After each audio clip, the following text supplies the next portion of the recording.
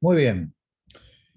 En las últimas dos clases de este curso de filosofía científica, encaramos el estudio de los problemas de la ética.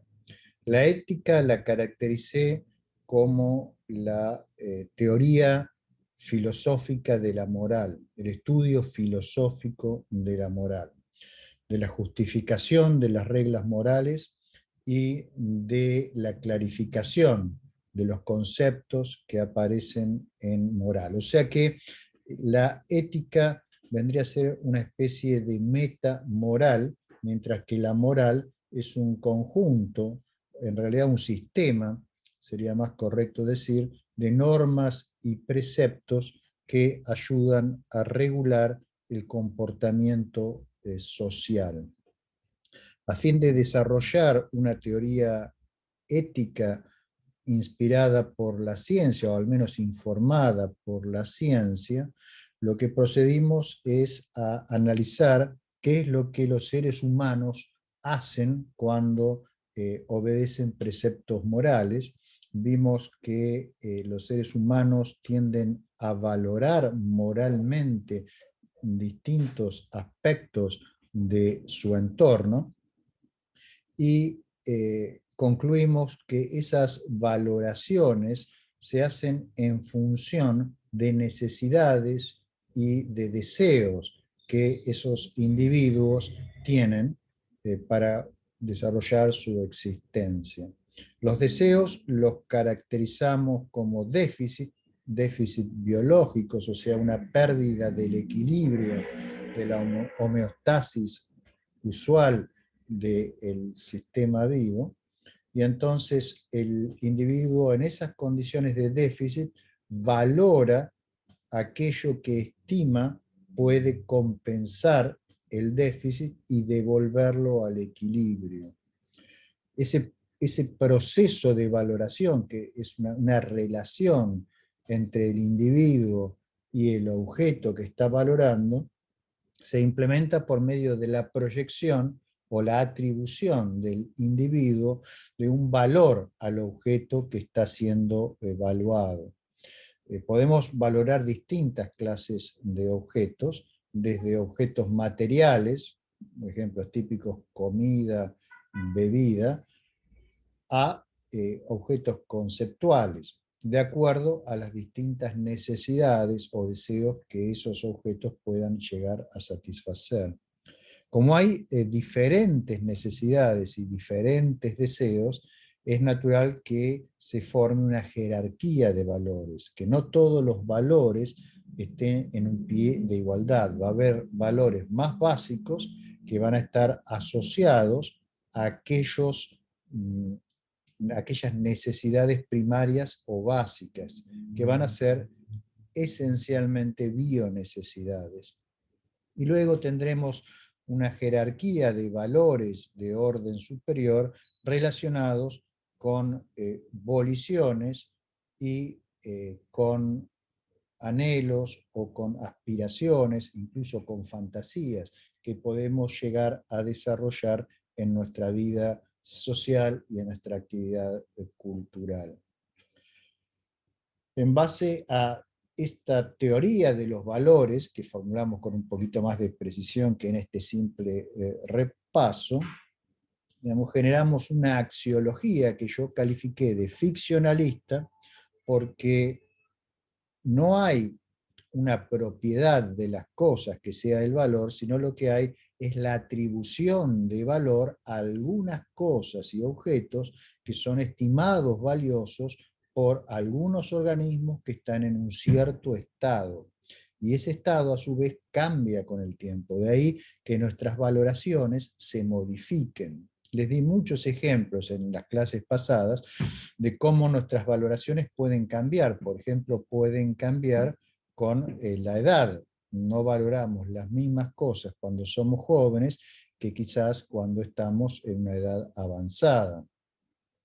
En forma similar, no valoramos de la misma manera si estamos en un estado perturbado que si estamos en un estado en el cual nuestro organismo no está expuesto a déficit que quizás son generados en forma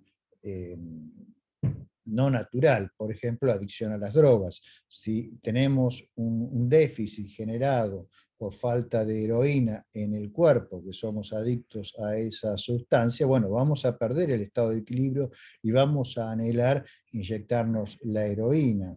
Ahora, esa necesidad que va a ser apremiante, que va a aparecer en nosotros, sin embargo, va a ser una necesidad que va a surgir de una valoración inicial incorrecta del rol que la heroína podía jugar en la estabilidad de nuestro organismo.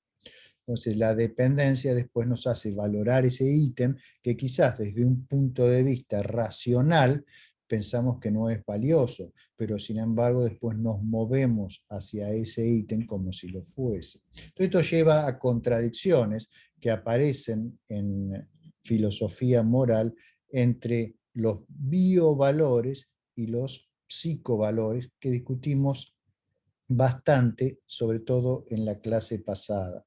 Creo que es uno de los temas más importantes que aparecen en filosofía moral porque expone, digamos, cuestiones que generan tensiones en el tejido social y en el tejido cultural de las sociedades en las cuales vinimos, y son cuestiones que si no se resuelven correctamente pueden llevar a un sufrimiento que es perfectamente evitable.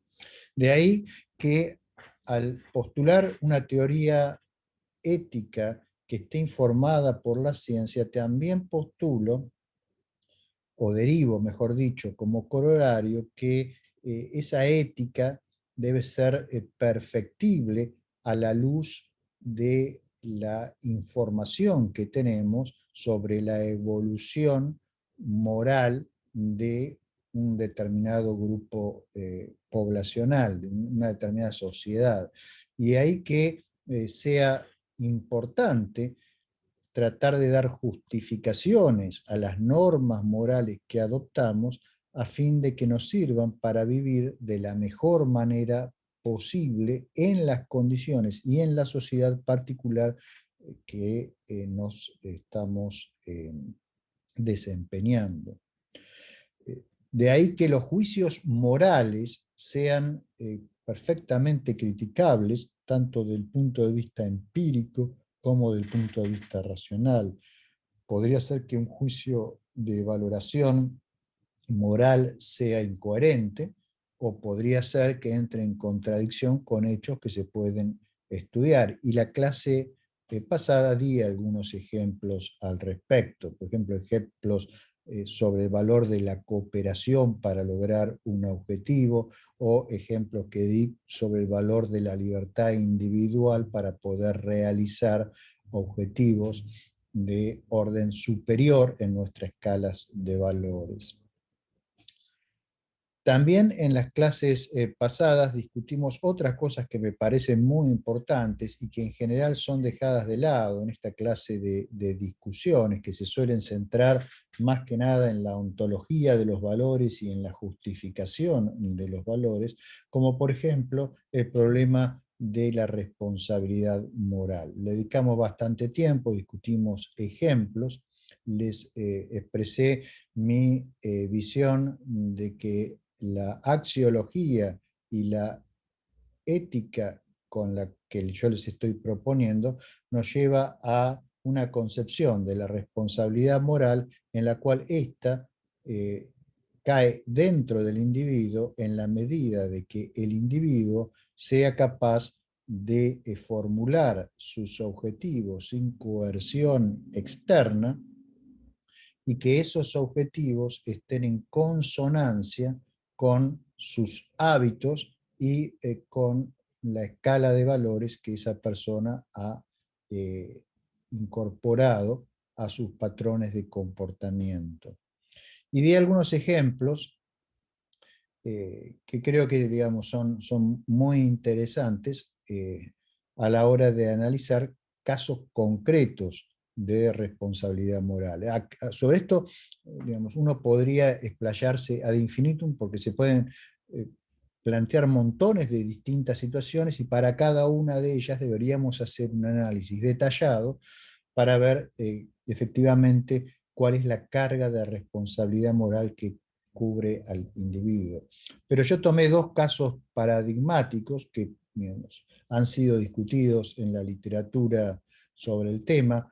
Uno es la importancia del determinismo para la responsabilidad moral. En mi opinión, el determinismo hace posible que seamos moralmente responsables, porque si no hubiese una relación causal entre nuestras acciones y nuestras voliciones y los actos que cometemos, entonces, digamos, difícilmente se podría achacar a nosotros la responsabilidad de las consecuencias de esos actos. Después le voy a dar a Santiago para que suba a la página web de la materia un par de artículos que son muy ilustrativos al respecto.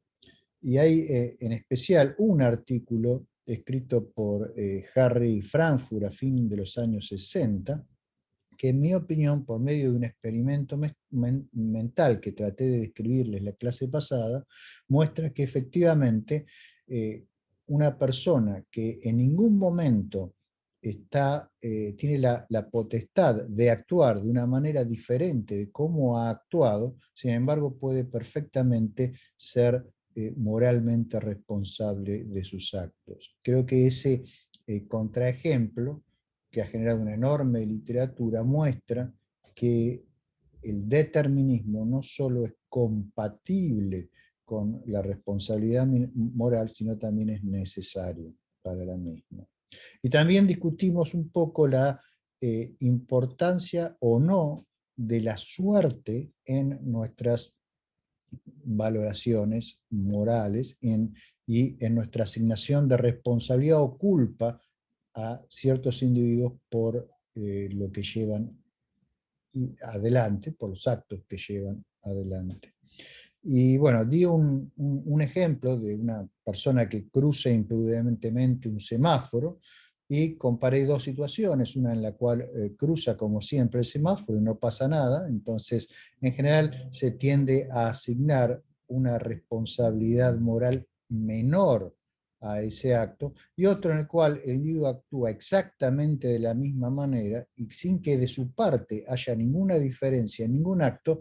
El hecho azaroso de que justo se cruzó una persona que cruzaba correctamente en el cruce de semáforos, es arrollada y entonces el individuo pasa a ser moralmente responsable de un asesinato culposo. O sea, la ley lo castigaría de diferentes maneras en un caso que en otro. Sin embargo, de un punto de vista ético, creo que es saludable, es útil preguntarnos por qué la carga moral sería diferente en un caso del otro. Un ejemplo que no les conté, pero que quizás es más ilustrativo, es el caso de un asalto en el cual un ladrón simplemente durante el proceso del robo encañona a la persona que está siendo robada con un arma de fuego y simplemente aprieta el gatillo, pero el proyectil no sale por una cuestión que es completamente ajena a la voluntad del ladrón. Por ejemplo, quizás la pólvora en el proyectil no estaba en buen estado, el proyectil estaba vencido, o quizás el arma se encasquilló, alguna cosa que no tiene absolutamente nada que ver ni con el estado de la persona que intentó disparar, ni con sus escalas de valores. Ahora, desde un punto de vista legal, un caso es el intento de homicidio y otro caso diferente es si la bala hubiera salido y hubiese matado a la víctima. En ese caso sería homicidio, ¿sí? Con varios agravantes además. Hay ciertos lugares, por ejemplo, algunos estados en Estados Unidos, donde por la primera situación la pena que le podrían dar podría estar en el rango de 10 a 20 años de prisión, y en el segundo caso podría tener pena de muerte, por ejemplo. Dejando de lado si estamos nosotros de acuerdo o no con la pena de muerte. Lo que estoy diciendo es que la misma situación absolutamente el mismo comportamiento de la misma persona podría haber dado lugar, debido a un hecho fortuito sobre el cual la persona no tuvo ninguna incidencia, a una pena o a otra completamente diferente. Ahora, los invito a ustedes a pensar desde un punto de vista ético. ¿Tiene la misma responsabilidad moral o no? Según la teoría que yo defiendo, la responsabilidad moral es la misma, porque el acto mostró o sea, cuáles son los valores de esa persona, cómo esa persona está dispuesta a comportarse, y el hecho de que la bala haya salido o no es fortuito y no dependió de ella. Entonces, fíjense que no necesariamente lo que la ley va a dictaminar en un caso concreto se corresponde con lo que el análisis filosófico de la responsabilidad moral puede decirnos sobre los individuos.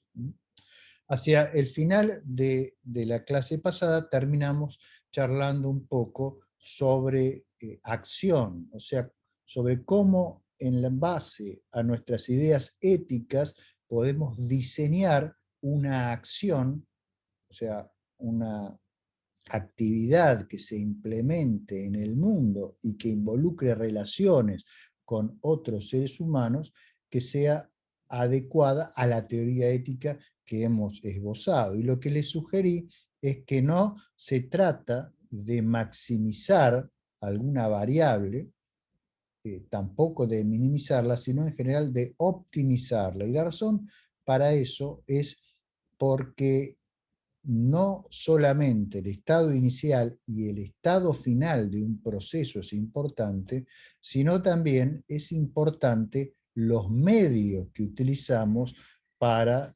alcanzar esos objetivos.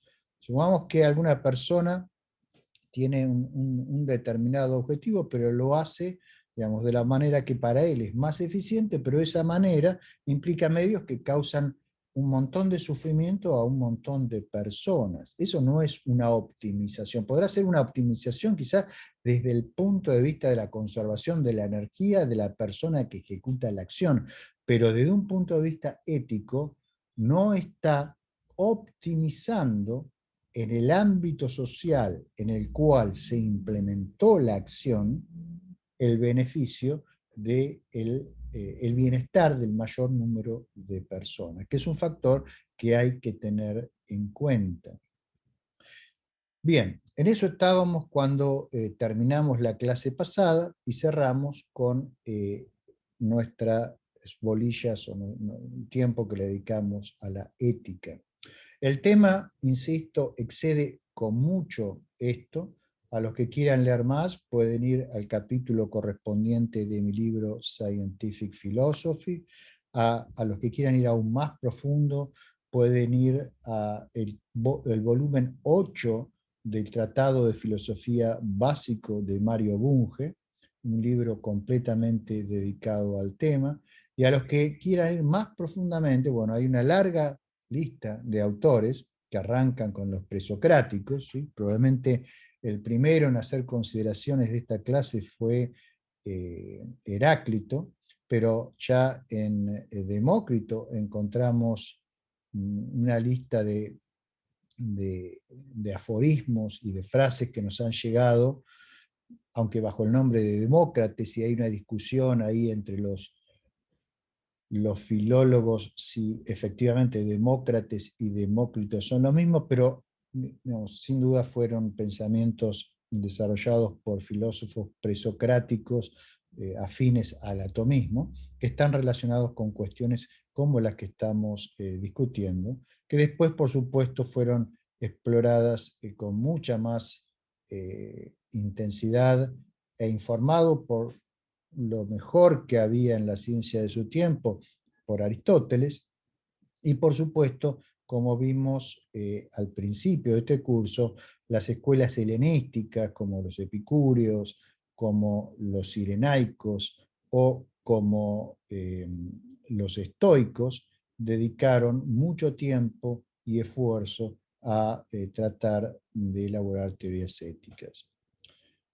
Después, con el advenimiento de la revolución científica, bueno, vemos el nacimiento de muchos sistemas éticos, la mayoría de inspiración naturalista, pero es imposible discutir, digamos, eso en el escaso tiempo que tenemos, así que vamos a movernos hacia adelante a un campo que aún es más polémico dentro de la filosofía que el de la ética, que es el de la estética.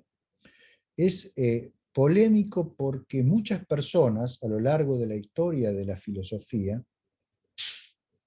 han pensado que no es posible formular una teoría filosófica de la estética. Y la razón principal que se ha argumentado para eso es que la estética parecería ser el resultado de una actividad que es puramente subjetiva, o sea, que cambia de persona a persona sin elementos objetivos comunes y por lo tanto es difícilmente diferenciable de los meros caprichos y no hay mucha filosofía para hacer detrás de ello. Incluso personas de fuerte formación científica y que digamos, han tenido una gran influencia, por ejemplo, en mi propio pensamiento, como Mario Bunge, han descartado que se pueda hacer una filosofía de la estética. Yo tiendo a disentir con eso, de hecho lo charlé muchas veces con Mario Bunge. Hay una entrevista que le hice hace ya unos cuantos años, que ha sido republicada recientemente en un libro que sacó Eudeva, la editorial de la Universidad de Buenos Aires, que se llama El último ilustrado, y ese es el título de la entrevista que yo le hice a Mario. Y en esa entrevista que está en ese libro, que se hizo en ocasión del centenario del nacimiento de Mario, en esa entrevista yo le pregunto específicamente por qué no cerró su Treatise on Basic Philosophy con una estética. Y él claramente dice que no cree que sea posible formular una estética que tenga elementos objetivos suficientes como para justificar una filosofía que no sea irrealista. Entonces, su rechazo a priori de cualquier filosofía que no sea realista, que sea puramente subjetivista, que no tenga elementos objetivos y científicamente informados, lo llevó a directamente descartar la estética. Yo pienso que eso fue un error, por supuesto, se lo dije muchas veces a Mario, y Mario leyó mis trabajos de estética. Trató de objetar algunas cosas, pero bueno, lamentablemente Mario falleció antes que lográramos poner de acuerdo sobre ese tema, así como sobre algunos otros temas. Entonces, lo que yo quiero hacer hoy es empezar a presentarles lo que sería mi visión de cuál es el tratamiento filosófico del arte, de las obras de arte. O sea, quisiera darles una breve introducción a la filosofía del arte y a una filosofía científicamente informada del arte, porque una vez más les recuerdo que este es un curso de filosofía científica. Es un tema al que le escapan los filósofos de orientación analítica y de orientación científica, pero que afortunadamente en los últimos 10 años ha comenzado a ser tratado cada vez con mayor vehemencia por científicos interesados en las reacciones del organismo, las reacciones de los seres humanos y en particular del cerebro humano ante la exposición de obras de arte y de objetos que tienden a ser considerados bellos o no bellos. En un intento de entender las bases objetivas de nuestras valoraciones estéticas. Yo creo que eso es el punto que nos permite establecer una conexión con la objetividad. Y una vez más, esa conexión va a ser a través de la ciencia. Les adelanto que la teoría de la estética que voy a formular va a tener enormes similitudes con la teoría ética que les presenté antes. Y van a ver ustedes que esas similitudes son naturales, aunque hay diferencias en el nivel de complejidad de ambas teorías. La estética, debido a la naturaleza extraordinariamente compleja de los fenómenos estéticos, es mucho más difícil y está en un estado mucho más embrionario de lo que puede estar la teoría ética. Y aquí hay muchísimo para contribuir, muchísimo para trabajar. Yo sé que algunos de ustedes tienen interés en desarrollar, algunos de ustedes incluso me han contactado por estos temas, desarrollar algunos de estos aspectos y adentrarse en este campo donde prácticamente todo está por hacerse. Yo les voy a tratar de dar una impresión general, al menos de lo que yo pienso es la forma en que este campo debería organizarse para producir investigaciones fructíferas que aporten al avance de nuestro conocimiento del arte. Bien, entonces vamos a ello. Voy a minimizar esto para que dejen de verme a mí cuando hablo y vamos a pasar a las slides que les he preparado, ¿sí?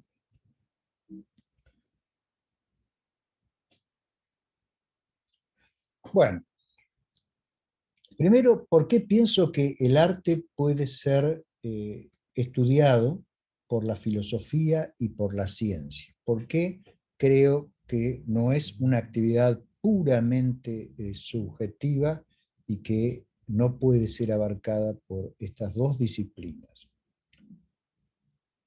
Lo primero es observar que el arte es el resultado de una actividad humana, ¿sí? Como otras actividades humanas que realizamos y que hemos visto ya en este curso.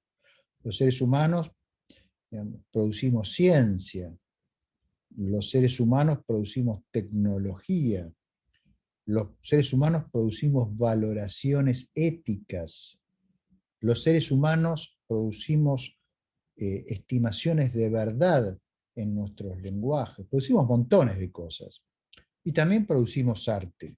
Si todos los otros ejemplos que mencioné pueden ser atacados con las herramientas de la filosofía y con las herramientas de la ciencia en forma complementaria, no hay ninguna razón a priori por la cual no podamos encarar un estudio filosófico y científico de algunos aspectos del arte. Entonces, voy a postular que como cualquier otra actividad humana, el arte se puede estudiar con las herramientas de la filosofía y de la ciencia. Y el resultado va a ser lo que podríamos llamar una estética científica, o si ustedes prefieren, una estética filosófica informada por la ciencia. Con esto no quiero decir que la estética no sea una rama de la filosofía, lo es filosofía del arte. Ahora, como en todas las áreas de la filosofía, se puede hacer filosofía especulativa de sillón, y yo creo que a esta altura ustedes ya saben cuál es mi opinión sobre esa forma de encarar los problemas filosóficos, o se puede hacer filosofía utilizando herramientas formales e información que obtenemos de la investigación científica. Entonces, déjenme enfatizar que no considero que el arte sea científico, como algunas personas, injustamente, en mi opinión, me han achacado, eh, quizás porque no han entendido lo que trato de decir. Por eso quiero ser bien claro, no sostengo que el arte sea científico. El arte ciertamente no es científico. Ahora, la investigación de algunos aspectos del arte puede ser informada por la ciencia y por filosofía que a su vez esté basada en la ciencia. Eso nos va a llevar a una teoría de la estética que sea compatible con una filosofía científica. Bien, el punto importante de esta aproximación va a ser la siguiente afirmación. Voy a sostener que no hay objetos bellos en sí mismos. Lo que va a haber son objetos que algunas personas van a considerar como bellos en algún contexto y en algún momento. Fíjense aquí la similitud con cuando introduje la idea de valores en ética. Sostuve que no hay valores morales, lo que hay es una estimación moral de ciertos objetos en base a algún criterio objetivo. En aquel caso era la existencia de necesidades o de voliciones o de deseos en el individuo que valora.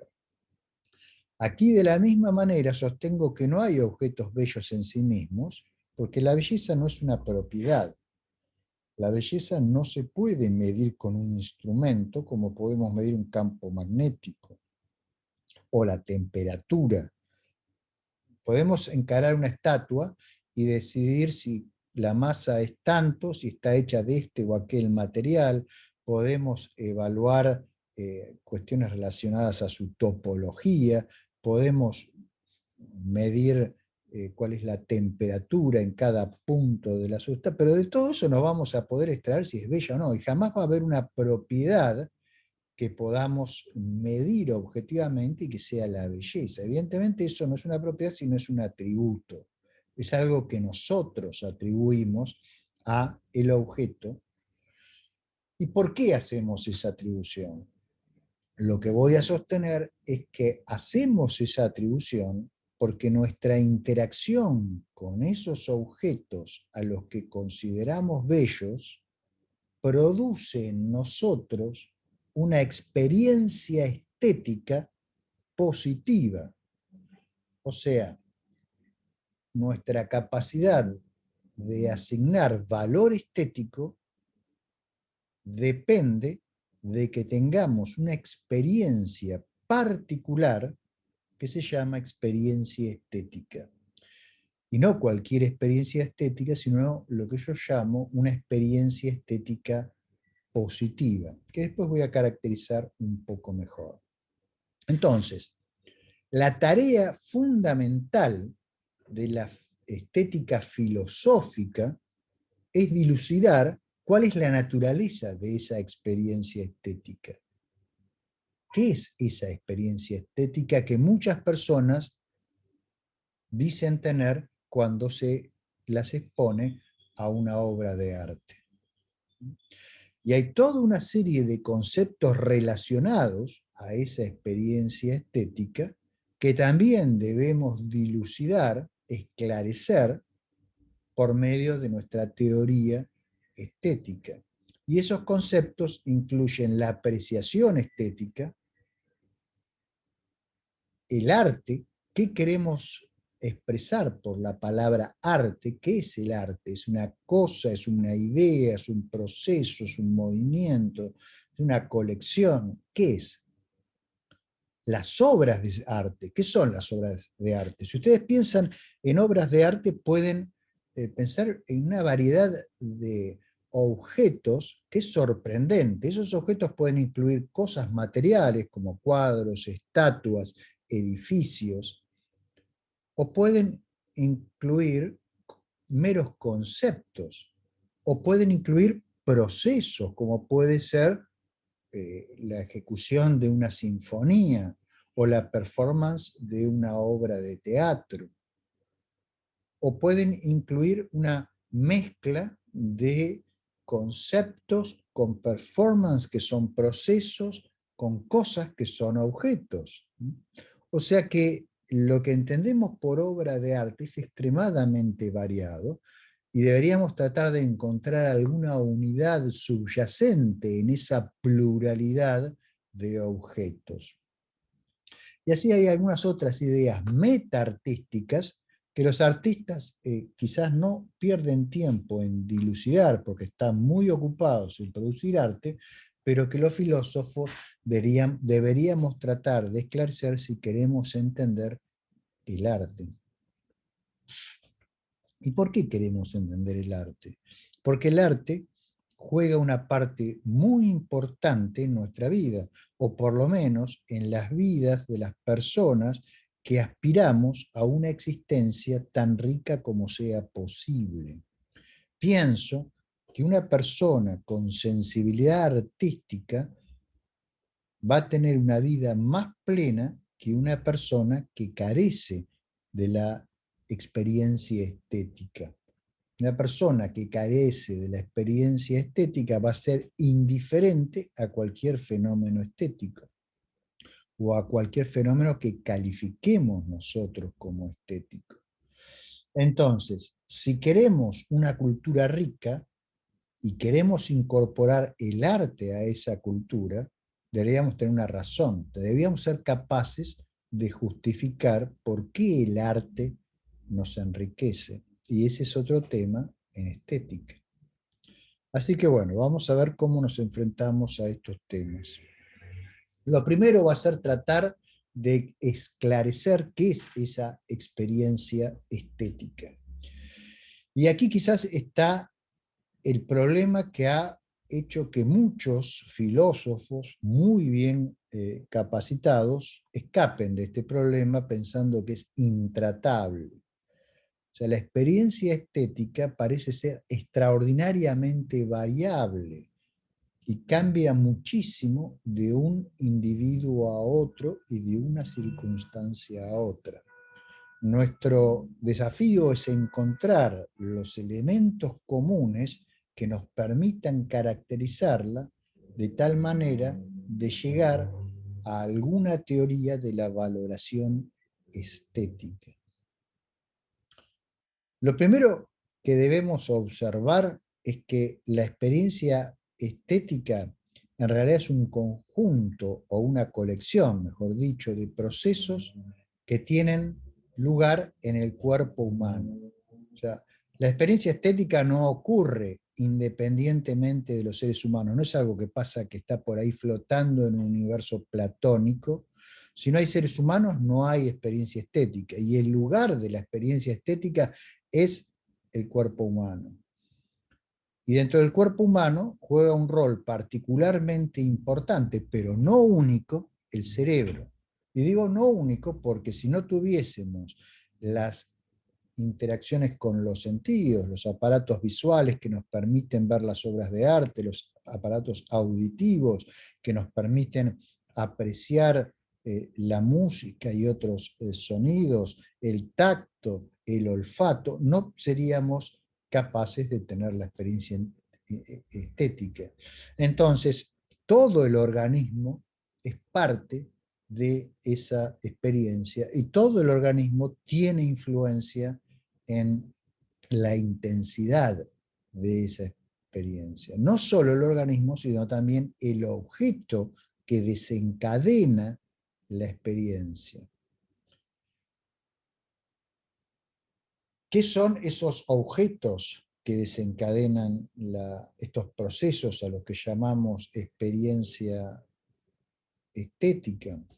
Bueno, van a ser interacciones con objetos que pueden ser de clases diferentes. Por ejemplo, pueden ser obras de arte, o sea, creadas específicamente con la intención de producir experiencias estéticas, o sea, artefactos. Y esos artefactos pueden ser puramente materiales, como un cuadro, o pueden ser conceptuales, como por ejemplo una obra de Yves Klein, o pueden ser, como en la gran mayoría de los casos, mixtos, donde se mezclen elementos materiales y conceptuales en una forma extremadamente compleja y en general dinámica, como puede ser en una película, en un film, o puede ser en una performance de teatro, o puede ser en una interpretación concreta de una pieza musical. Y por otro lado, una teoría estética que sea fiel a las observaciones de cómo los seres humanos experimentan estas experiencias, tiene que tener en cuenta que también elementos naturales, no artificiales, producen experiencias estéticas. Un ocaso, mirar la luna, el rostro de una persona, no son cosas creadas por seres humanos, pero sí pueden producir experiencias estéticas profundas. E incluso pensamientos pueden producir experiencias estéticas profundas, como sucede en algunos místicos o en los científicos. Objetos absolutamente conceptuales, como teorías, pueden producir experiencias estéticas profundas. Algunas de las experiencias estéticas más importantes que he tenido en mi vida se han dado cuando por primera vez comprendí ciertas teorías científicas, como por ejemplo la electrodinámica clásica y la teoría general de la relatividad, que en mi opinión siguen siendo las teorías más bellas que ha producido el ser humano. Entonces fíjense que la variedad de objetos que pueden disparar una experiencia estética es enorme. Entonces es un verdadero desafío encontrar métodos que nos permitan describir adecuadamente, representar correctamente las interacciones con semejante variedad de objetos. Y eso no, la complejidad no termina ahí, porque además la experiencia estética depende no solo de las propiedades del objeto o de los atributos, si es conceptual, sino también de nuestro propio estado, por ejemplo, del conocimiento relacionado con el arte del individuo. El conocimiento es esencial para la apreciación profunda del arte. Si ustedes entran a una catedral gótica, por ejemplo, y tienen un conocimiento de la simbología del gótico, si conocen la historia del gótico, si saben leer una catedral, como se lee un libro, y saben interpretar la representación de un mundo que hay en esa catedral, hecha en piedra y luz, la experiencia estética que van a tener es muy diferente que si ustedes jamás oyeron hablar del gótico y entran como tantos turistas pueden entrar, por ejemplo, a la Catedral de Laon, pasan por ahí, miran, admiran la amplitud de los espacios, miran los juegos de luz y a los 15 minutos salen de la catedral y pasan a ver alguna otra cosa que está por ahí. Y es el mismo espíritu con el cual van a ir a ver el Arco en la Défense, que es un edificio moderno, y quizás incluso les cause mayor placer estético. Sostengo que el placer estético de la persona que está informada, que la persona que tiene conocimiento, es mucho mayor que el placer estético de la persona que no lo tiene. O sea, el conocimiento potencia la experiencia estética.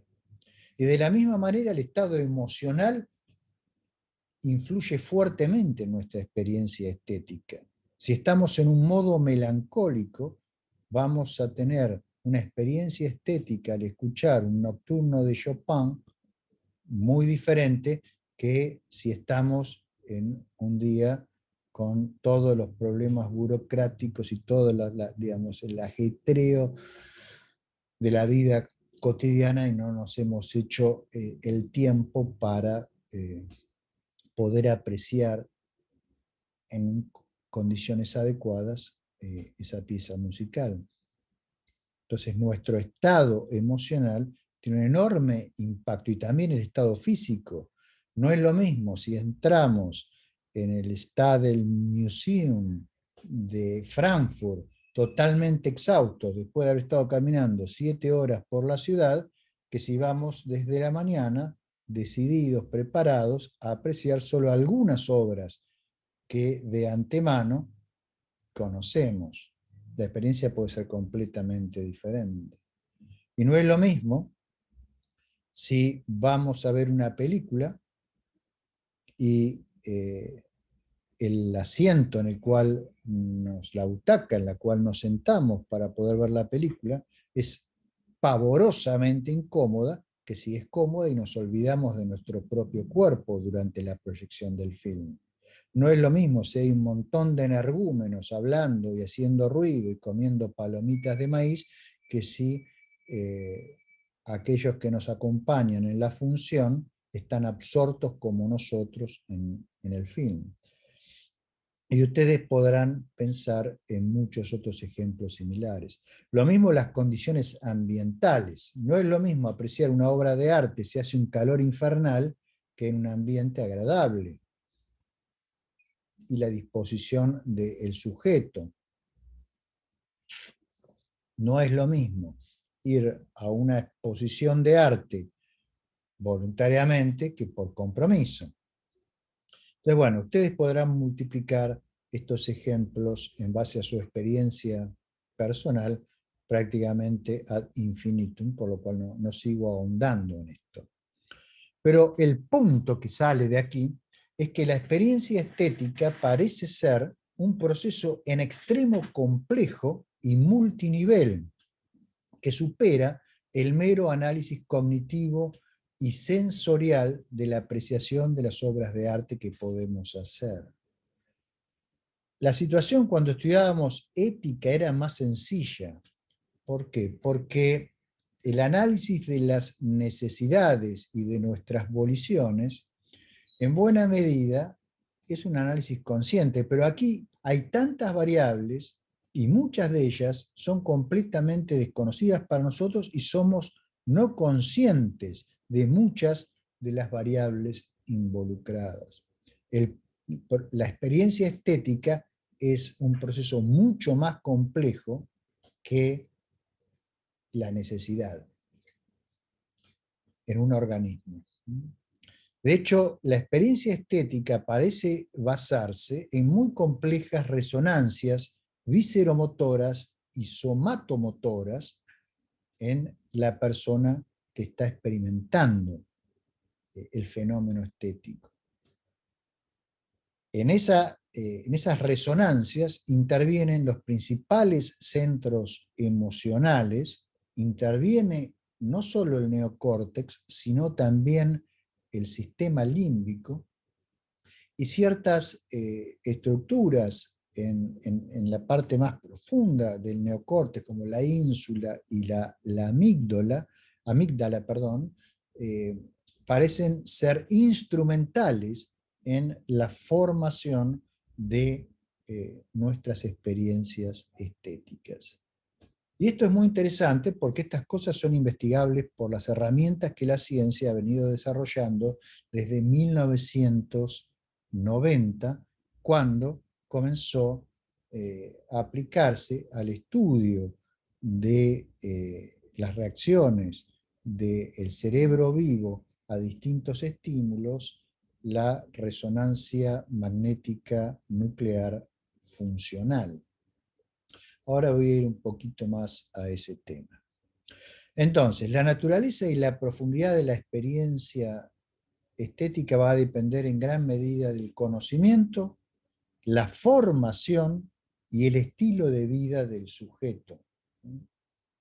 También de su estado interno, así como de las condiciones físicas externas en las cuales está el objeto de apreciación estética, que pueden ser ambientales, como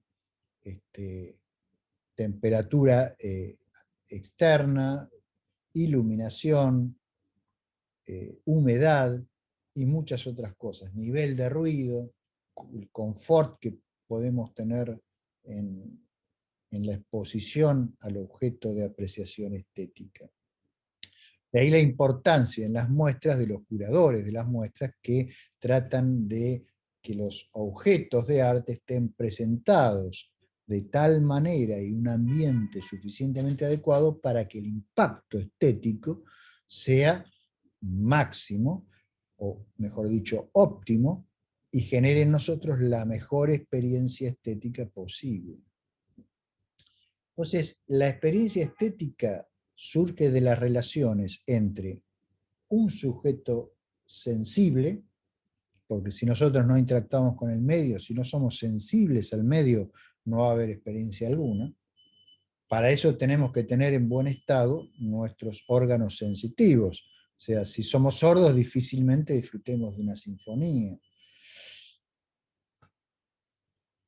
Luego del objeto, que como dije puede ser extremadamente variado, y del contexto en el cual el individuo sensible y el objeto están inmersos. No es lo mismo oír una sinfonía en la ópera de Dresden que oír la misma sinfonía en la radio, en la casa de uno, ¿sí? Mientras está cocinando. Entonces, todos esos elementos hacen a la experiencia estética. ¿Cómo caracterizarla más profundamente? ¿Cómo investigar esto? Y ahí tenemos que recurrir a la ciencia, cosa que los filósofos en general no hacen. Y aquí la herramienta fundamental es los métodos de mapeo, en inglés imaging, del cerebro vivo. Y el más generalizado para estos estudios es el de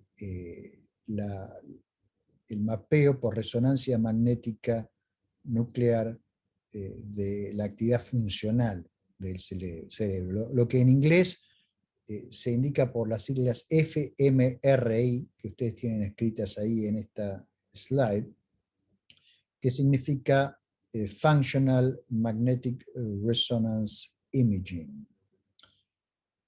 Lo que estos estudios muestran, por ejemplo, es que la exposición de distintos individuos a objetos de apreciación estética de diferentes clases tienden a activar una parte del cerebro que es conocida como la ínsula.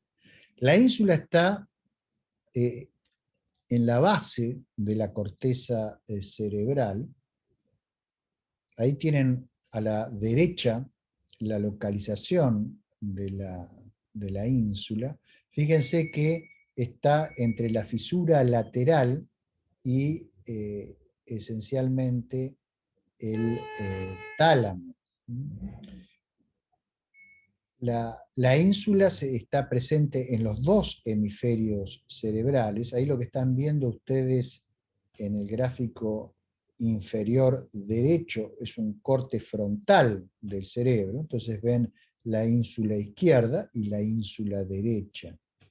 Está, al estar en la base del neocórtex en interacción con el sistema límbico y también con las partes, digamos, del neocórtex que se ocupan de procesamiento de señales que vienen del exterior, pero también con las, digamos, partes que tienen una actividad más avanzada, capaces de formular pensamientos abstractos, actividades cognitivas. O sea, la ínsula juega un rol importante en el procesamiento de las emociones y la relación entre las emociones y los sentidos, e interactúa fuertemente con el tálamo y con la amígdala. La amígdala, digamos, la excitación de la amígdala produce sentimientos fuertes, produce agresión, puede producir distintas actividades fuertemente emocionales. Entonces lo que muestran estudios como este que les estoy mostrando aquí, de Brown y colaboradores, publicado ya hace casi 10 años en la revista Neuroimage, aquí lo que están viendo es la activación de la ínsula frente a distintos estímulos. estímulos de origen estético, que son considerados artísticos, visuales, auditivos, de gusto y también relacionados con el olfato. Y lo que vemos, en general lo que se estudia es el contraste entre estímulos que son considerados agradables y estímulos que son considerados desagradables, ¿no? Y lo que vemos, que es muy interesante, es que la exposición a estos estímulos incrementa la actividad de la ínsula por arriba de la media de la actividad del resto del cerebro. Y no es lo mismo la reacción de la ínsula izquierda que de la ínsula derecha. Por ejemplo, ustedes pueden ver en el gráfico que está a la izquierda que la ínsula izquierda reacciona en el 100% de los casos estudiados ante estímulos visuales, pero en el caso de la derecha solo el 73% de los casos reaccionan.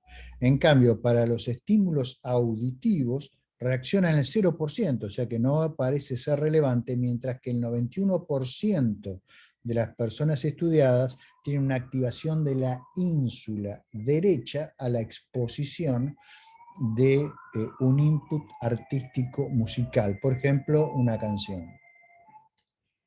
En el caso del gusto y el olfato, en la ínsula izquierda se activa más que la ínsula derecha. Bien, esto muestra que aquí hay todo un mundo para estudiar con mayor detalle. Estos estudios se basan en 25, 26 pacientes que se han sometido a resonancias magnéticas nucleares en exposiciones a distintos elementos artísticos, pero obviamente la base de datos tiene que ser ampliada. Y debemos recordar siempre que esta técnica está basada en esencialmente medir el flujo de oxígeno a través de la sangre, ¿no?, a las zonas que se activan. Las zonas que se activan, las neuronas requieren más oxígeno, entonces lo que mide la resonancia magnética nuclear debido a las diferencias entre la sangre oxigenada y la sangre que está con un déficit de oxígeno, que es la que se retira, bueno, esto lo que nos permite es caracterizar el nivel de actividad de distintas partes del cerebro sobre la base de esta hipótesis, que es la hipótesis de que la activación cerebral requiere un mayor consumo de oxígeno, que en el fondo es lo que mide la resonancia magnética nuclear, porque la sangre oxigenada, digamos, tiene propiedades paramagnéticas diferentes que la sangre no oxigenada, o menos oxigenada. Gustavo, son las 5. No sé si querés hacer un corte. Sí, es un buen momento, entonces paramos un segundo aquí y volvemos en 5 minutos. Muy bien. Bien. También otros experimentos con resonancia magnética nuclear funcional tratan de determinar qué otras regiones del cerebro se correlacionan con la experiencia de la belleza. Entonces, este tipo de estudios que se hacen sobre muestras de pacientes que se meten en resonadores y se los expone a distintos inputs que se estiman bellos, ha mostrado que hay una parte del cerebro que se conoce como el córtex medio órbito frontal, de los lóbulos frontales, ¿no?, que se involucra en distintos procesos relacionados con la experiencia estética, que son experiencias disparadas tanto por inputs visuales, puede ser, por ejemplo, la vista de un cuadro, o la vista de una fotografía de un lugar bello, o la vista de un rostro particularmente bello, cosas por el estilo, y también inputs auditivos, como puede ser música de distintas clases, ¿no? Desde música sinfónica a jazz, por ejemplo. Esta clase de estudios es muy interesante porque ha mostrado que la activación se produce eh, tanto en el caso de estos inputs que mencioné, visuales y musicales, como también por inputs puramente abstractos, por ejemplo, matemática o algún tipo de cuestión absolutamente abstracta. Por supuesto, esto requiere que el sujeto tenga capacidad de comprender las matemáticas. Y lo interesante de esto es que sugiere un grado de abstracción en la formulación del concepto de belleza y en el disparo de la experiencia estética en el cerebro, un grado de abstracción que parecería que indicar que los circuitos que están activados son tanto activados por inputs sensoriales directos como abstractos. O sea, pensamientos también pueden desencadenar experiencias estéticas. O sea, un propio individuo simplemente sentado en un sillón pensando puede desencadenar una experiencia estética. Como sospechamos, no solo de ver a los músicos, sino a muchos artistas en acción. Incluso a ustedes mismos les debe haber pasado en algún momento estar pensando y encontrar una frase feliz, por ejemplo, si son afectos a la literatura, y sentir una experiencia estética ante esa frase que ustedes mismos acaban de inventar. Este tipo de situaciones se revela en estudios como estos que les estoy mostrando aquí. Aquí lo que observan es en el gráfico de la izquierda, la imagen que está caracterizada por la letra A, la activación promediada sobre 26 o 27 sujetos de un input que se estima bello visual.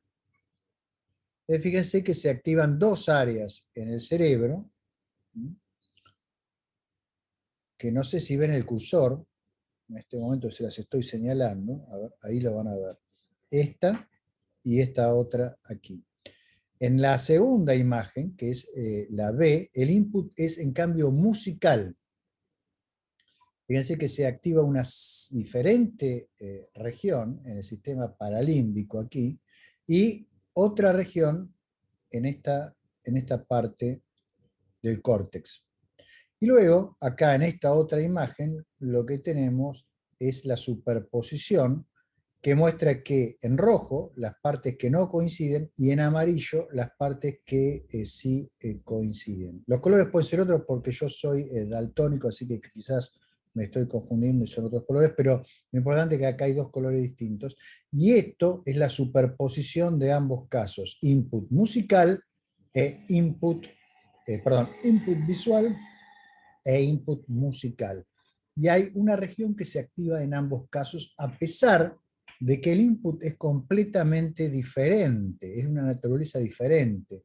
En un caso puede ser mucho más conceptual que en otro. Y también es interesante que cuando estos mismos sujetos son expuestos a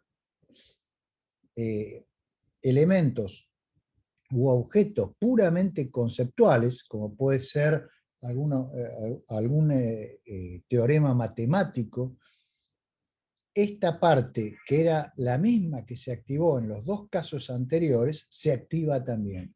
Parecería ser que esa parte está más relacionada con las componentes abstractas o conceptuales del arte, y que la verdadera apreciación del arte a través de la experiencia estética requiere necesariamente un grado de conceptualización.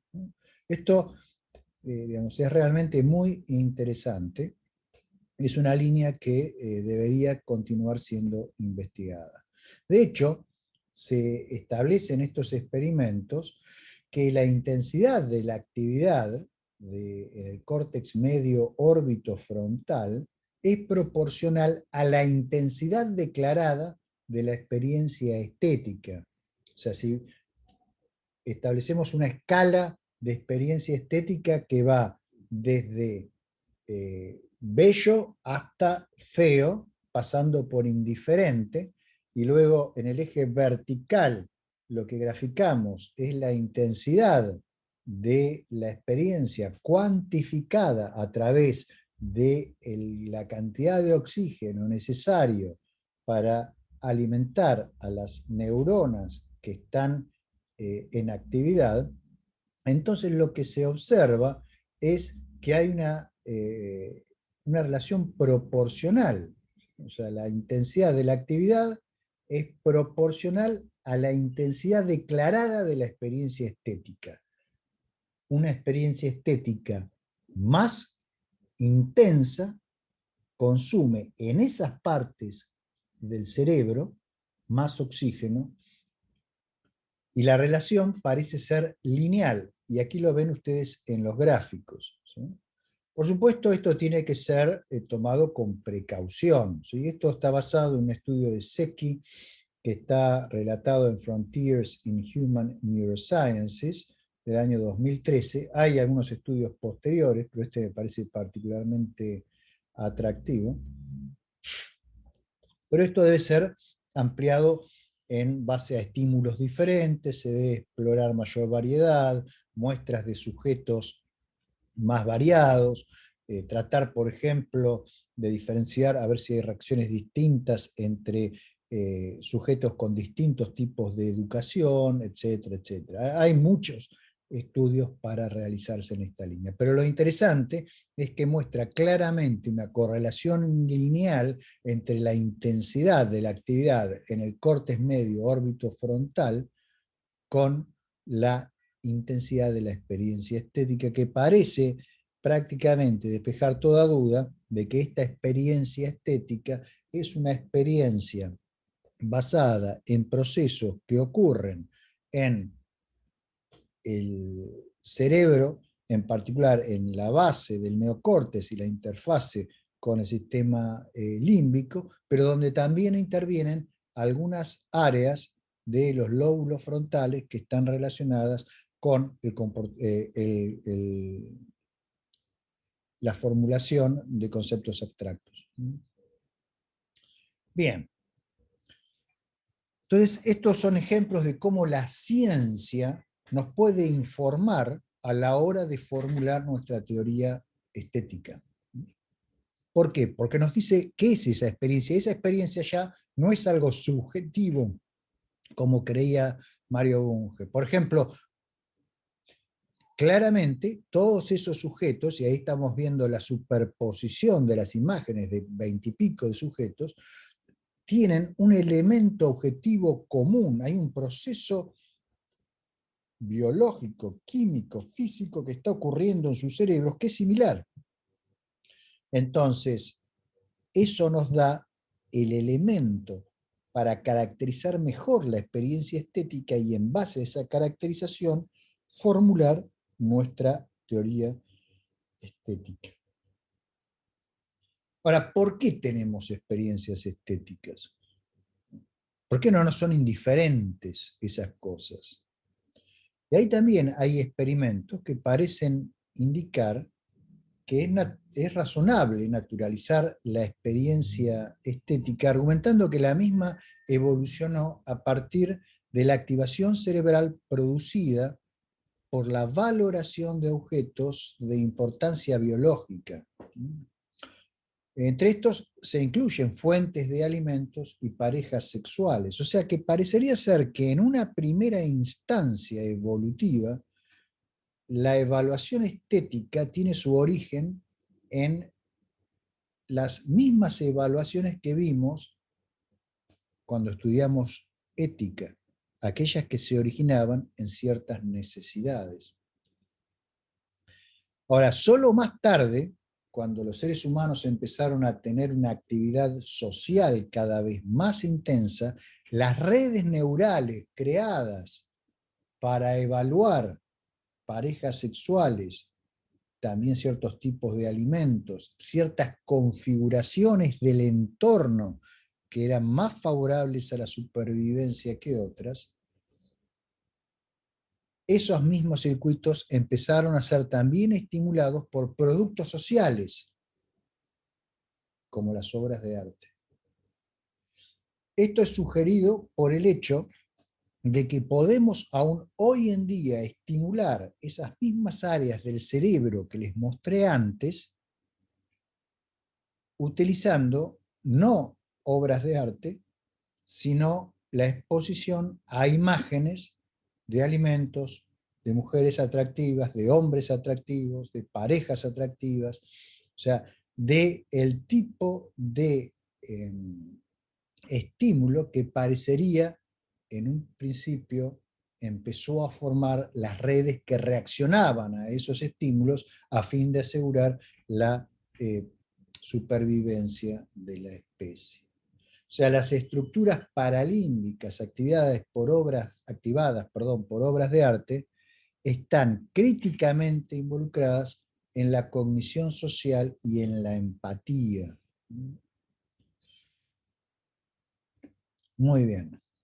Entonces ahora podemos pasar de estas informaciones basadas en el estudio empírico de qué es lo que pasa en nuestra cabeza cuando tenemos experiencias estéticas, a la lógica. El concepto de experiencia estética y de valor estético, o sea, la atribución de valor a un objeto estético, se vinculan entre sí mediante la siguiente necesidad lógica.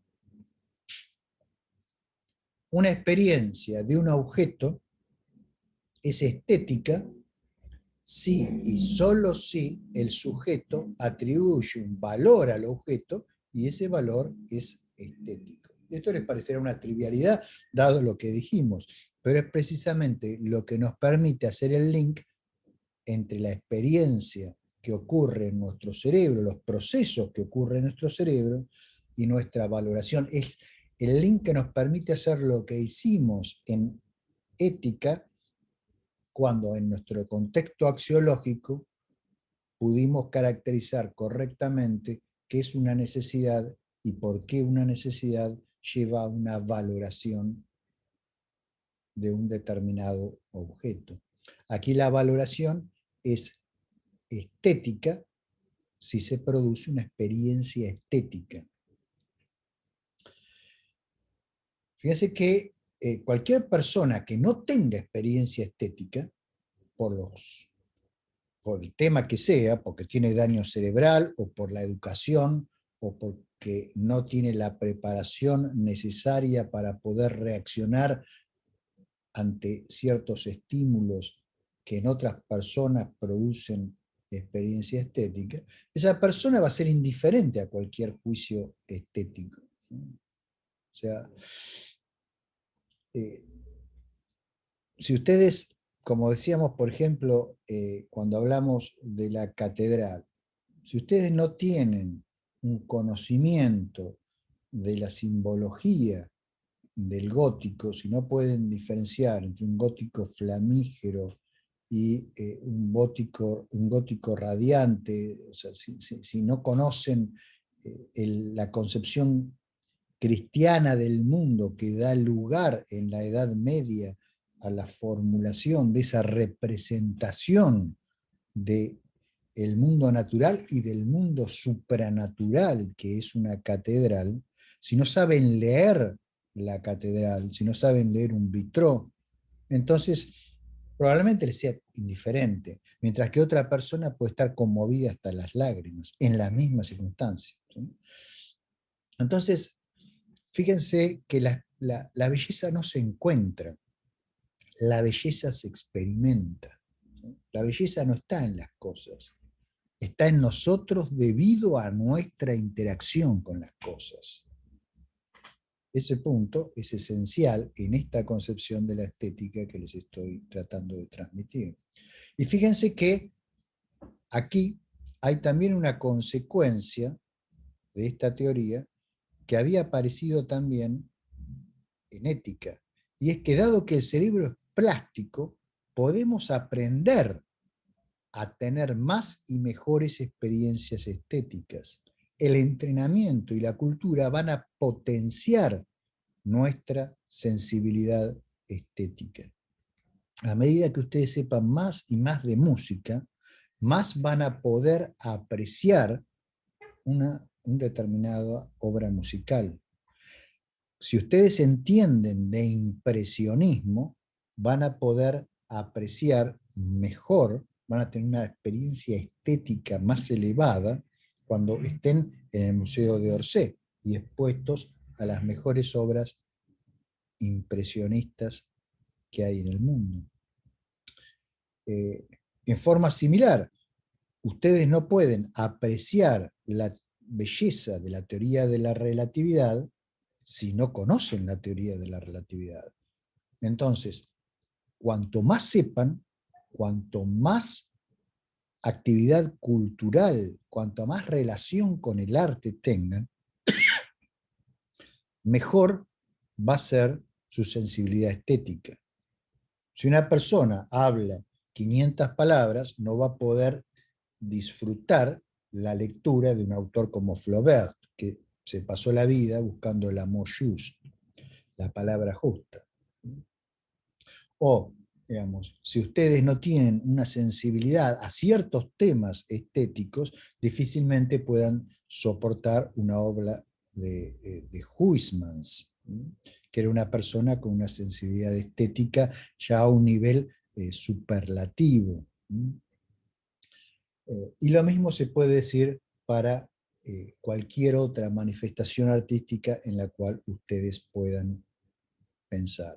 Entonces, así como en ética concluimos que los sistemas morales son perfectibles, que como podemos informarnos, cuanto más sepamos, mejor vamos a saber evaluar moralmente las acciones y vamos a tener una mejor moral para nuestra sociedad, así también en estética, cuanto mayor sea nuestra cultura artística, más vamos a poder vivir con plenitud el arte. La apreciación estética de diferentes objetos nos va a conducir a juicios estéticos. O sea, vamos a decir, este objeto, esta obra de arte me parece magnífica, o esta obra de arte me parece una defecio.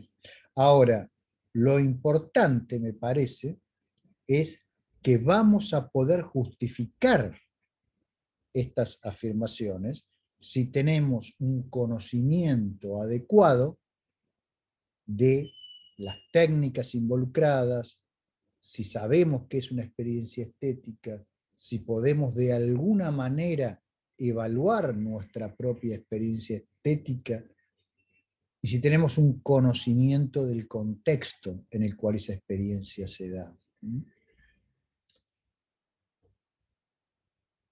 Voy a decir que una experiencia estética es positiva si en condiciones ideales hace que el sujeto cognitivamente apruebe esa experiencia y produce en el sujeto el deseo de continuar o repetir la experiencia. Por ejemplo, si a ustedes les gusta la música de Brahms, por decir algo, entonces van a tener una tendencia a escuchar, cuando puedan, música de Brahms. Si a ustedes, como a mí, les gusta el cine, bueno, hay ciertas películas que probablemente vean muy frecuentemente. ¿Por qué? Porque les van a producir una experiencia estética que ustedes quieren reproducir. Esa experiencia estética ustedes la estiman que es positiva y por eso la reproducen. Entonces, si formalizamos esto, diría lo siguiente: un ítem A es estéticamente valioso en su aspecto B para un organismo C en la circunstancia D y a la luz de un conocimiento F sí y solo si produce una experiencia estética positiva en C, donde experiencia estética positiva lo definí un momento atrás. Entonces fíjense que aquí están expresadas todas las dependencias que fuimos identificando a lo largo de la formulación de nuestra teoría. Por un lado, a veces no todo un objeto es evaluado de la misma manera. A veces un aspecto del objeto es evaluado solamente. Luego, las circunstancias influyen en la valoración. Y el conocimiento, como dijimos, también, así como el estado del individuo. Y la valoración finalmente será el resultado de la experiencia estética. Cuanto mayor es la experiencia estética, mayor será nuestra valoración. Y eso lo muestran los experimentos que les mostré antes, donde la dependencia parecía ser lineal. Bien, entonces ahora estamos en condiciones de definir algunos conceptos estéticos, aunque lo que no sé es si nos queda tiempo. Justo te iba a decir, son y media, Gustavo. Bien, entonces, si ustedes están de acuerdo, la clase que viene arrancamos, después de un breve repaso, con el concepto de belleza, que ahora ya estamos en condiciones de analizar con las herramientas que hemos adquirido, y dedicamos la media hora siguiente a las preguntas. Ustedes tendrán algunas preguntas de las clases pasadas sobre cuestiones relacionadas con ética, y algunas que se han suscitado debido a esta clase de hoy. Así que estoy a vuestra disposición.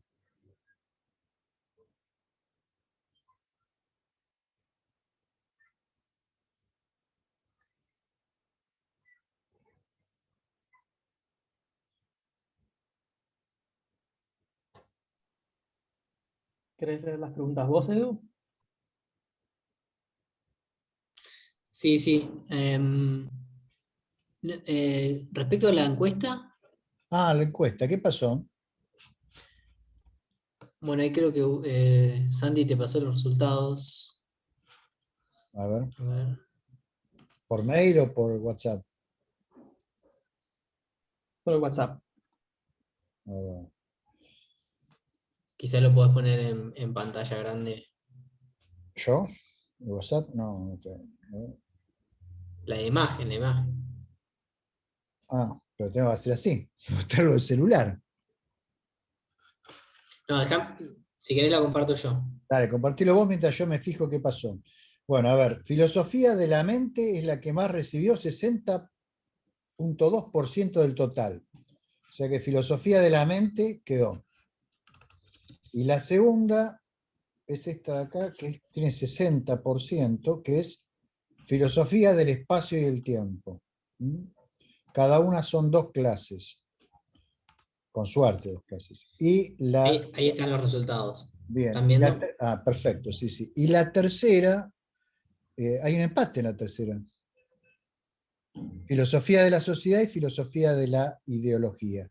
Es un empate que está bien que haya habido empate ahí porque una requiere de la otra. O sea, la filosofía de la ideología requiere de conceptos relacionados a la sociedad. Entonces, si llegamos ahí, yo empezaría introduciendo algunos de esos conceptos sociales y luego pasaríamos a la filosofía de la ideología. Pero va a depender, porque creo que tenemos 5 clases y no 6 en julio. Hay que ver cuándo empiezan las vacaciones de invierno. Pero bueno, entonces, en concreto, para terminar con esto, arrancamos la semana que viene con filosofía de la mente, seguimos la otra semana con filosofía del espacio y el tiempo, y lo que quede, hacemos filosofía de la sociedad y si queda algo, filosofía de la ideología. ¿De acuerdo? Mi plan es de los temas que no entraron, porque ahí quedaron algunos que no vamos a tener tiempo de tratar.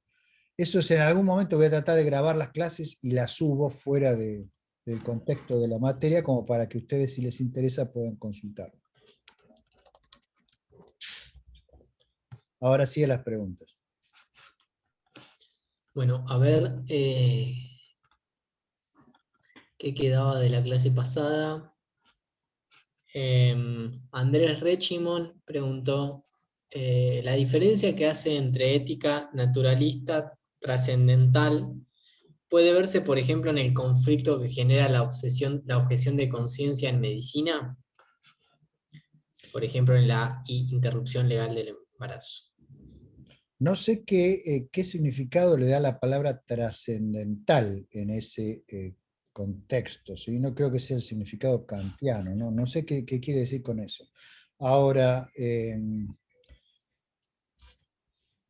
sé yo, en el caso particular que está mencionando, me parece que es un caso que se tendría que resolver fácilmente si uno clarificara ciertos conceptos, ¿no? O sea, estas objeciones de conciencia respecto a, por ejemplo, creo que el tema del aborto, ¿no? Al problema del aborto, incluso entre los profesionales de la salud, me parece que se podrían subsanar si ciertos conceptos se clarificaran. Por ejemplo, el concepto de persona, que nosotros ya hemos tratado en este curso, y diferenciarlo del concepto de vida, que a veces se toma por alguna razón como sinónimo, ¿no? Que algo está vivo con que algo es una persona. Entonces yo creo que una clarificación conceptual de la situación ayudaría a que estos conflictos se disuelvan.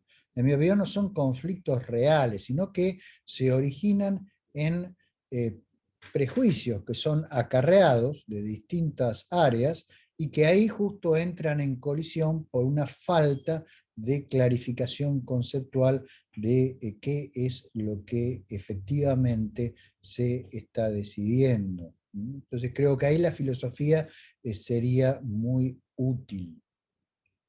Si uno entiende que persona humana no es lo mismo que forma viviente, entonces probablemente se disuelva ese problema, ese conflicto. Ahora, si de repente alguien viene con una ontología completamente anticientífica o acientífica y habla de un alma inmaterial que es colocada por un supraser omnipotente y omnisciente en una forma biológica extremadamente simple, que esa alma de alguna manera, sin interactuar con esa forma biológica, va a evolucionar. Bueno, ahí lo que hace falta es un análisis más profundo para mostrar que esas ontologías están en conflicto directo con todo lo que nosotros sabemos sobre la naturaleza y el mundo. Entonces, bueno, ahí requiere un análisis mucho más profundo por parte de la persona que tiene esas creencias, que de alguna manera tendría que intentar justificarlas.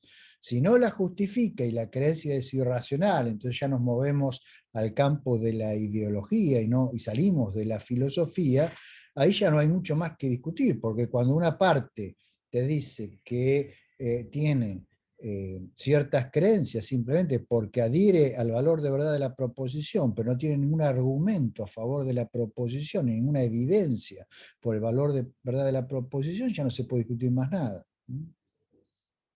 Así que ahí, bueno, es un tema ya más complejo, porque ya sale del ámbito de la filosofía e incluso del ámbito de la ética y entra en el ámbito probablemente de la psicología y tal vez hasta bueno, de algunos problemas, de trastornos psicológicos.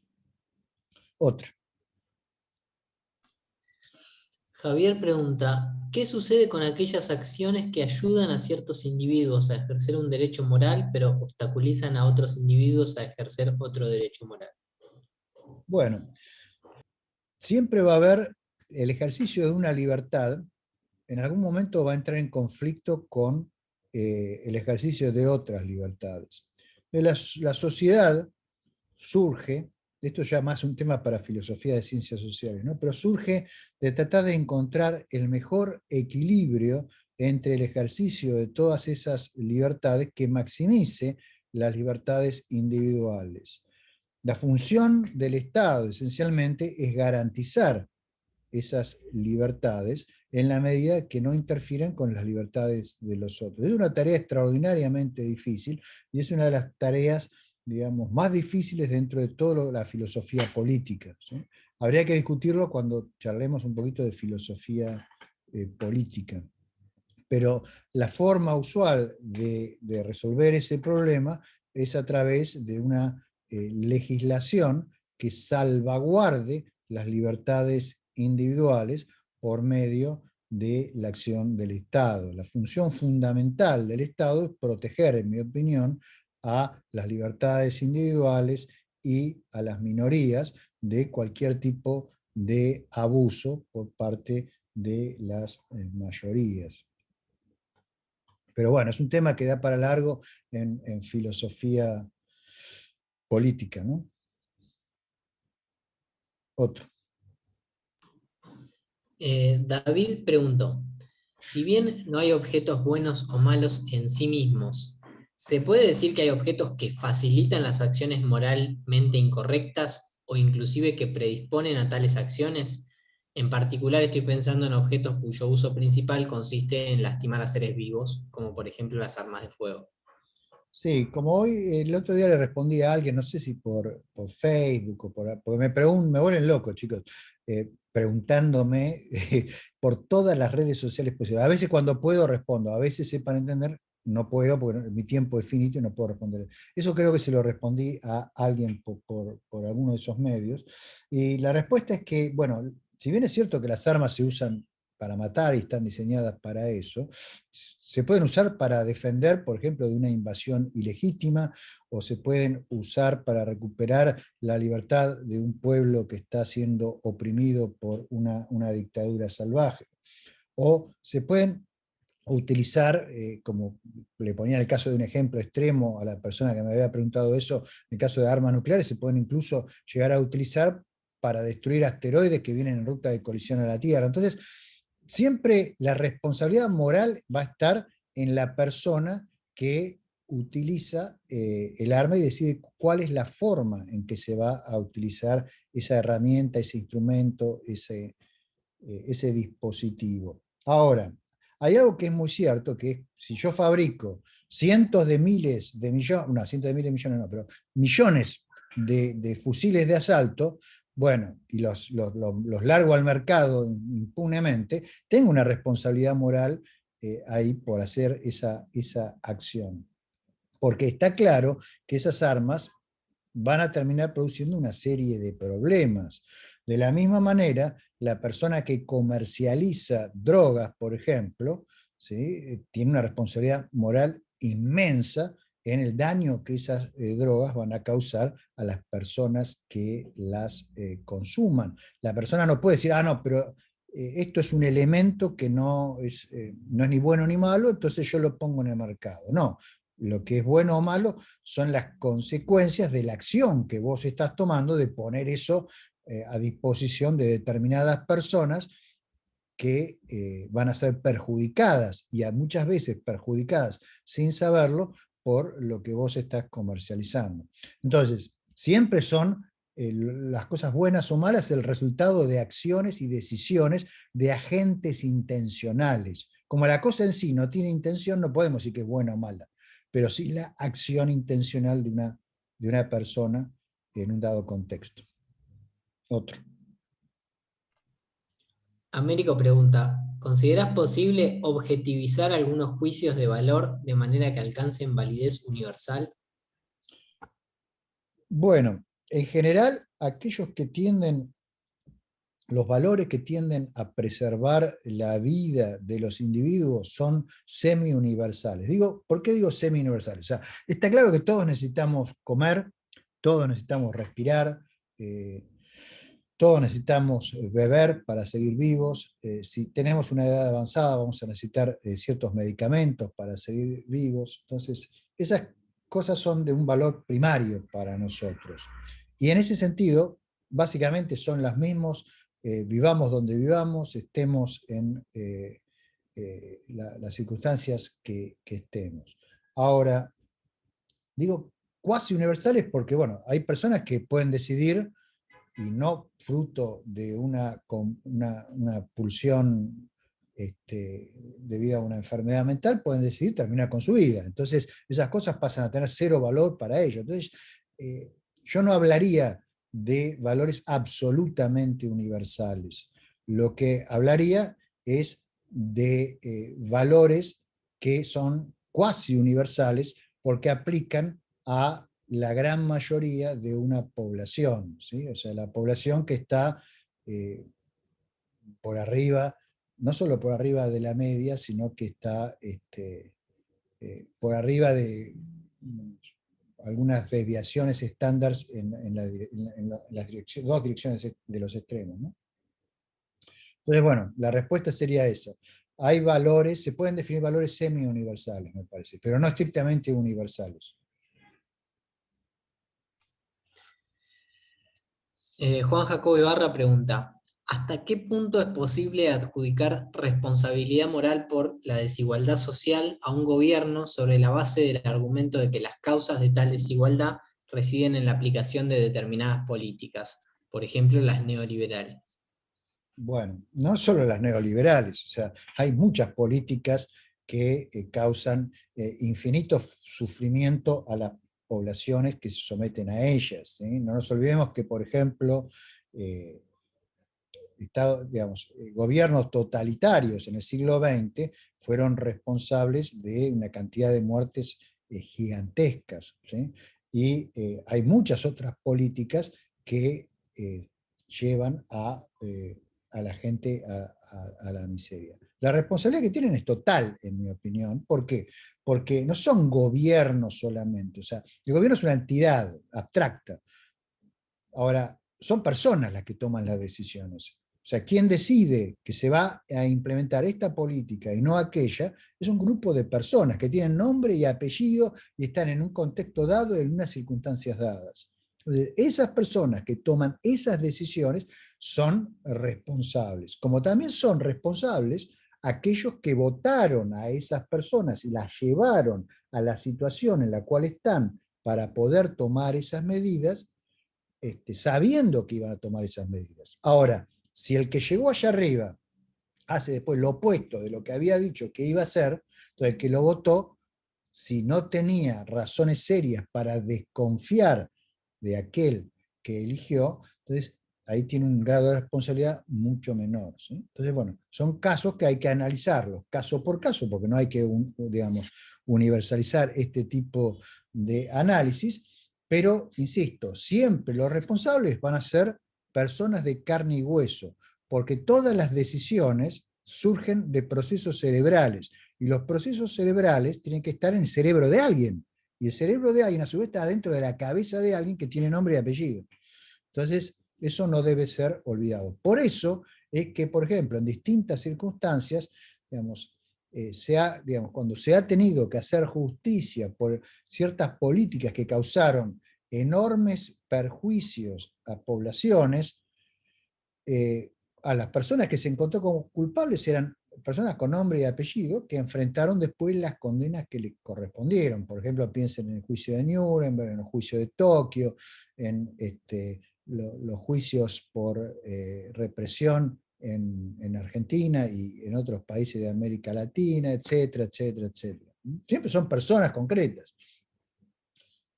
Aunque en el juicio de Nuremberg, en mi opinión, hay algunos errores, porque en el juicio de Nuremberg se declararon organizaciones y entidades abstractas como culpables, lo cual en una visión como la que yo estoy defendiendo no tiene demasiado sentido, ¿sí? Ahora, sí tiene sentido decir, bueno, nunca más unas personas se van a volver a juntar para tener este tipo de actitudes. Eso por supuesto sí tiene sentido, pero de ahí a condenar a una entidad abstracta no creo que tenga mucho sentido. Eso es más típico de la Inquisición o de digamos, formas más primitivas de proceder, ¿no? Otro. Andrea pregunta, ¿la exactificación de juicios de valor ayudarían, por ejemplo, a jueces de cámaras civiles a emitir veredictos más justos, por ejemplo, en materia de responsabilidad civil o moral? Es posible, pero el problema es que la exactificación de los juicios de valor es extraordinariamente difícil porque es muy difícil tener en cuenta todas las diferentes variables. Y además es prácticamente imposible hacer análisis generales. Cada análisis tendría que ser particular. Y en la práctica, debido a que el tiempo para llevar adelante estos procesos es limitado, y es bueno que así sea, porque es bueno que la justicia sea rápida, entonces se procede en general por métodos heurísticos. Ahora, lo importante es que esos métodos heurísticos estén informados por una buena filosofía y por una buena ciencia, que es lo que deben aportar los fiscales y los investigadores de los distintos casos que se traten. David pregunta, ¿cómo juzgar las acciones moralmente incorrectas que se hacen en pos de un bien mayor? Por ejemplo, incurrir en acto de corrupción para, por ejemplo, persuadir al Congreso de abolir la esclavitud. Es un tema muy interesante, es un tema que se discute mucho en la literatura sobre responsabilidad moral, ¿sí? O sea, es la discusión sobre aquellas situaciones en las cuales para eh, causar un bien mayor necesariamente hay que causar algunos males menores, ¿sí? Ahora, ahí esencialmente lo importante es saber qué es mayor y qué es menor, porque a veces violentar, por ejemplo, en el ejemplo que está dando esta persona, eh, las, eh, las instituciones puede llevar no a lo que se espera, sino a un mal aún mucho mayor, que es la destrucción del aparato institucional de control de un país, ¿sí? Entonces yo sería extraordinariamente cuidadoso en eso y en general trataría por todos los medios posibles siempre de evitar hacer cosas que son moralmente reprochables para lograr algunas cosas que son moralmente deseables, ¿sí? Pero hay que estudiar caso por caso. Por ejemplo, puede ser que matar a un dictador genocida, digamos, sea la única posibilidad para salvar la vida de millones de personas. Bueno, en ese caso probablemente esté justificado, pero insisto, no es posible sacar conclusiones generales, hay que analizar caso por caso. El ejemplo que dio aquí esta persona no me parece que cumpla con estas características. ¿De estética hay algo, Edu? Sí, sí, sí. Vamos a algo de estética porque si no se nos va a acabar el tiempo. Bien. Norman pregunta, ¿cuál sería la diferencia entre la estética científica y la neurociencia de la estética? La estética científica o la estética filosófica informada por la ciencia se informa de los resultados de las neurociencias. A las neurociencias que se aplican a estudiar todos estos procesos relacionados con la experiencia estética se los llama neuroestética, pero es un nombre desafortunado, porque no es neuroestética, sino es estudio por técnicas de las neurociencias de experiencia estética. Entonces, la relación es que esta, entre comillas, neuroestética informa a la filosofía para que la filosofía sea una filosofía científicamente informada que pueda formular correctamente una teoría estética adecuada a los hechos. ¿Sí? Alirio Gómez pregunta, por su carácter embrionario, ¿se podría hablar de protoestética? Sí, en cierta forma sí, porque prácticamente está casi todo por hacer. Yo creo que los lineamientos más o menos están establecidos, son las cosas que estamos viendo en esta clase y vamos a terminar de ver la clase que viene, pero hay montones de áreas para explorar. O sea, si a alguno de ustedes les interesa este tema, es un tema fundamental para poder hacer, fundamental no, es un tema muy bueno para poder hacer tesis doctorales, para poder hacer investigaciones de impacto, porque realmente hay muchísimo que hacer. Ahora, tienen que trabajar codo a codo con neurocientíficos, o ustedes mismos ser neurocientíficos, que se informen filosóficamente. De hecho, por ejemplo, uno de esos trabajos que les mostré hoy, el de Seiki y otro caballero japonés cuyo nombre ahora no recuerdo, del 2011, si me acuerdo bien, que fue uno de los primeros trabajos de hacer este tipo de estudios el córtex orbitofrontal con técnicas de resonancia magnética funcional. Ese trabajo creo que tiene 500 citas, o sea, es enormemente citado. Eso muestra la necesidad que hay de ese tipo de estudios. Pero si ustedes lo leen el trabajo, van a ver que metodológicamente hay muchas cuestiones que pueden llegar a ser cuestionables y que hacen falta estudios mucho más ambiciosos. El problema es que son muy caros esos estudios. Tienen que tener resonadores magnéticos nucleares a su disposición, tienen que tener poblaciones de sujetos dispuestos a participar, tienen que tener toda la infraestructura asociada a eso, tienen que, digamos, diseñar experimentos que son muy complejos, llevan mucho tiempo de implementación, entonces no es fácil, no es fácil, pero insisto, es fascinante. También hay un problema aquí que aprovecho y hago una nota de pie de página, que es que estos temas se prestan también al chanterío. Siempre aparecen los neuroalgo, ¿sí? Ustedes están, así como están que yo, no sé, los neurocoach, están los neuro no sé qué, y en el fondo son todos neurotarados. Entonces, hay que saber diferenciar digamos, la paja del trigo, ¿sí? Hay que ver cuáles son los estudios que se publican en revistas serias, que son investigadores asociados a centros de investigación prestigiosos, que planean sus investigaciones con los controles adecuados, con los medios adecuados. Recuerden todo lo que vimos cuando ponderábamos la evaluación de los proyectos de investigación. Bueno, eso se tiene que, las investigaciones que vale la pena considerar son las que tienen en cuenta todos esos factores, ¿sí?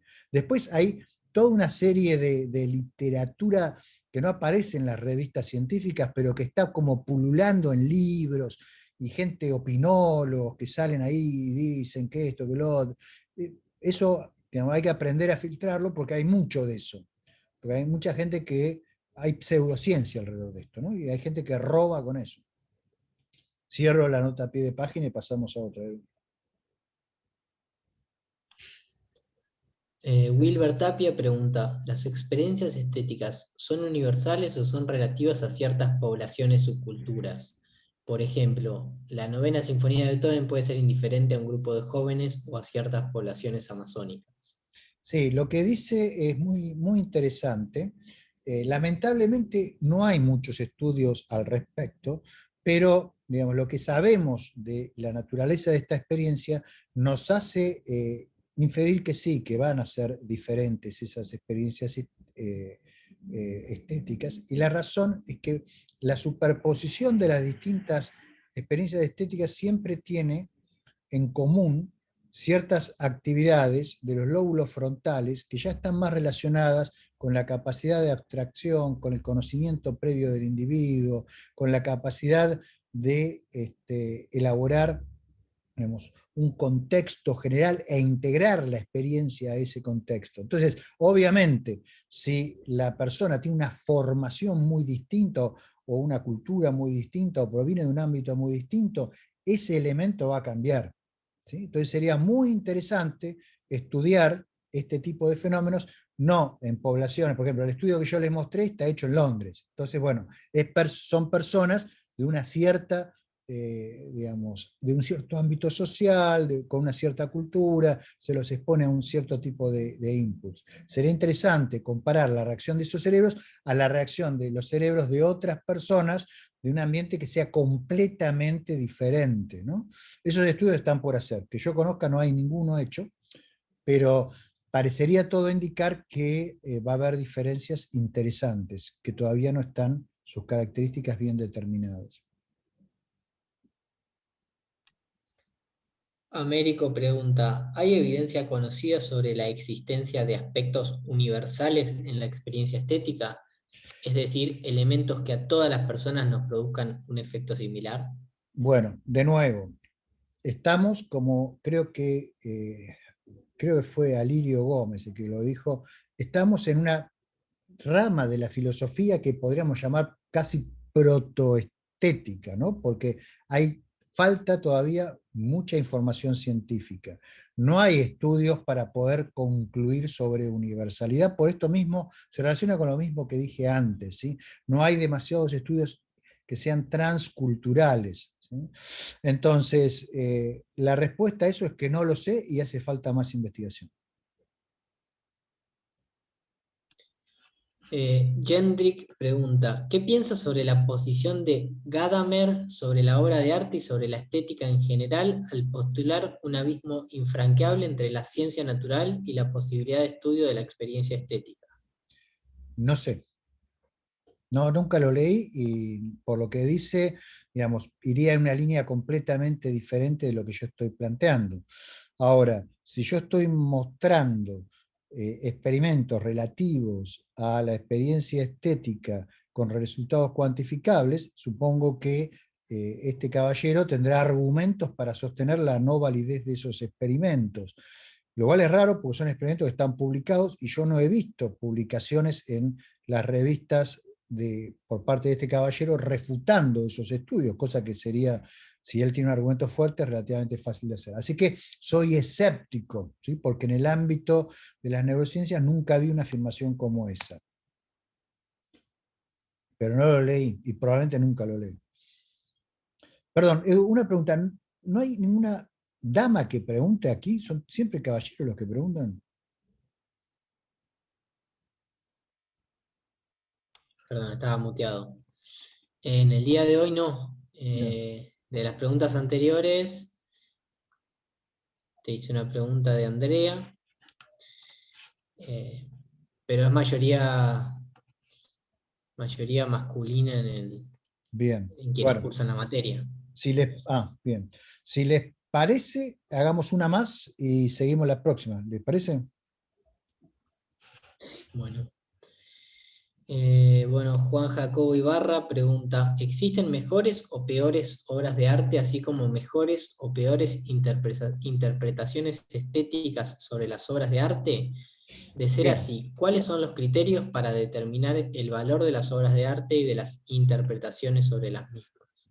Bueno, es un tema importante, ¿sí? Pero lo vamos a tratar. O sea, la clase que viene todavía no hablé de arte, ¿sí? Tengo que hablar de belleza y después voy a hablar de obras de obras de arte y de la ontología del arte, ¿sí?